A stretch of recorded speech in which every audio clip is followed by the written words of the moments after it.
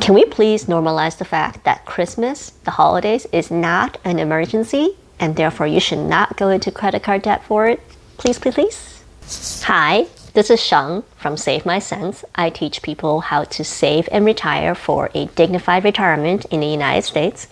And today I'm going to teach you the art of ungifting, which is going to save you a ton this holiday season. Holidays used to be about gathering, about community, about celebrating your family and your friendships.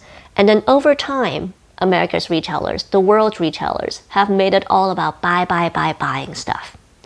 And I think that really detracts from the original intent of the holiday.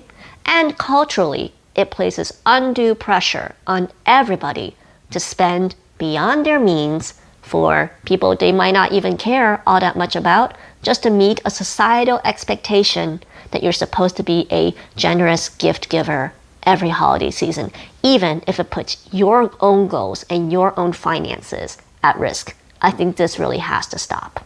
Going beyond your means in gift giving is not just about money, it's also about your time, your emotions, your mental capacity. Because think about it. You needed time to work to make that money to pay for the gifts.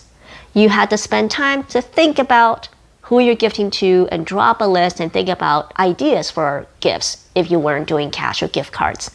Then you have to spend the time to go buy the gifts. And then there's the whole emotion of whether you think that they're going to like it or not. How are they going to react? And then if you also in return receive gifts that you don't care about, then you also have to spend time and energy to figure out what to do with these gifts, whether you're going to donate it or return it or something else. And all of this could be avoided if we all learned the art of ungifting. This holiday season, you're going to take a look at everybody that you are gifting to and divide them into 3 groups. The people you don't really care about, that's group number 1. 2, the people that you may need to strategically gift, that's group number 2. And group number 3 is the people that you actually care about when it comes to gifting. The first group, the people that you don't care about, just stop gifting them. If the gifting typically happens in a group setting, for example, a family gathering or a office gathering of some sort, either just say, look, I'm not going to participate in this gifting event this year and don't bother getting me a gift. Or maybe if you have a family group chat or family email list, write everybody and say, hey, do we all just want to, opt out of gift giving and maybe write each other some nice cards or each pick one person and write a nice letter? Or maybe just gift towards the children because the children, probably would care a little bit more about opening gifts than adults would. I think that's a really great way to really decrease the number of people and also the amount that you're going to spend on people you don't care about. Because at the end of the day, if you don't really care about that person and you don't gift and they get offended, it's not a relationship that's worth losing for you. Strategic gifting. This is probably more in an office setting than anywhere else. I don't love it that some people maybe regard office gifting pools like birthday gifts or holiday gifts as a thing. And unfortunately, sometimes people do kind of internalize it and remember it when it comes to granting favors at work or maybe even reviews, which I think is terrible. I don't think your lack of participation in holiday parties should be reflected on your reviews. But you know what? There are companies out there that care about us as part of company culture.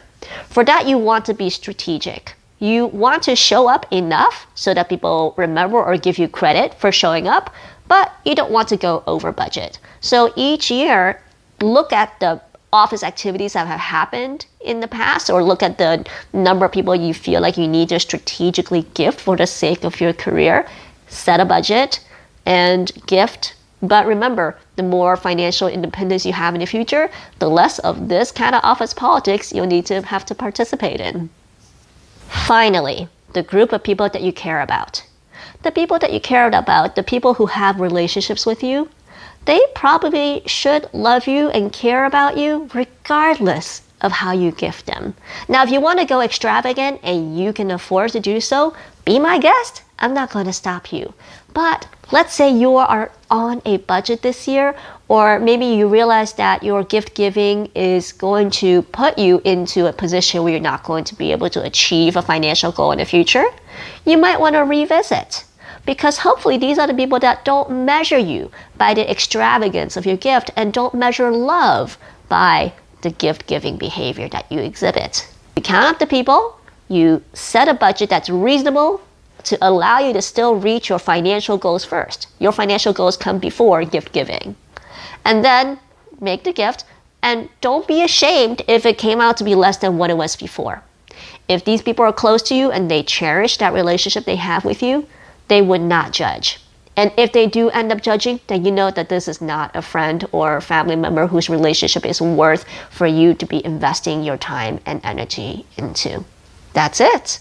You should only allow and care for relationships in your life that have similar values as you do and that don't measure you on such superficial measures like your ability to gift. So please go ahead, try out some of these ungifting tips. Let me know how it goes. I hope that it can save you lots of emotional anguish and maybe help illuminate the relationships that are worth keeping in your lives. It might be a little bit awkward, but trust me, it's worth doing this exercise every now and then, because I think eventually gift giving just gets out of hand and it's unnecessary for everybody involved. I wish you a wonderful, happy holidays, and thank you for watching.